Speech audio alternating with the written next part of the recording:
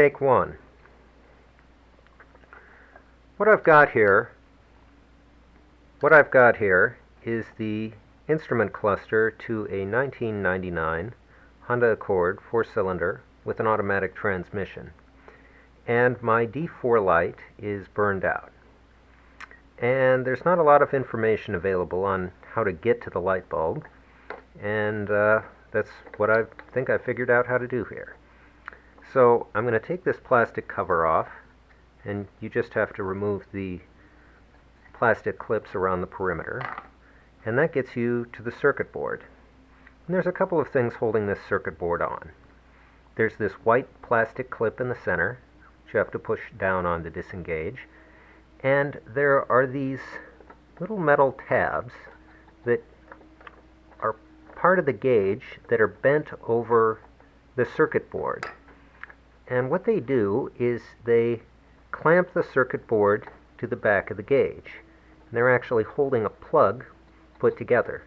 There's 8 of them in total, 2 for each gauge. And they're in the center of each gauge.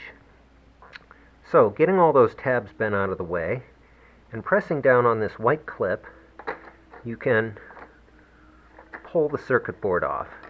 I've already taken this off, so this is easier here. Might take a little more effort. And you can see that it comes off. And the back of the gauges have these holes in them, and that's where these pins on the circuit board plug into the back of the gauges. Moving over to our D4 light, that's down here, we have this little light bulb. It's a 12-volt bulb, and it's held in this little rubber bulb holder. And you can just pry that off there. And it is a bare light bulb with these leads that come out, and they are threaded through the center holes and then threaded back around through an outside hole and then bent over. And I purchased a miniature light bulb to replace this with, and that's what I did. You can also reuse your first gear light bulb if you don't have a replacement, or you can go to the dealer and buy a proper replacement. And these are seated down here. You just press that on there, and it presses the leads against that post that sticks out of the circuit board.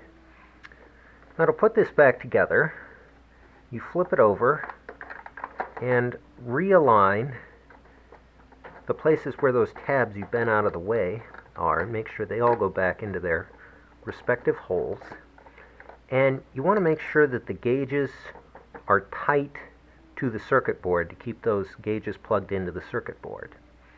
And what I'm going to do for that is take some needle nose pliers and pull on the gauge itself to cinch up the gauge to make sure that it's plugged in tight. You can see the back of the gauge through the little holes in the center. So when they're all tight, you want to go and bend the tabs back over to secure the plug. And you're going to want to press down in the center to secure that white clip. And then, upon reassembly, you should have a working D4 light. Good luck.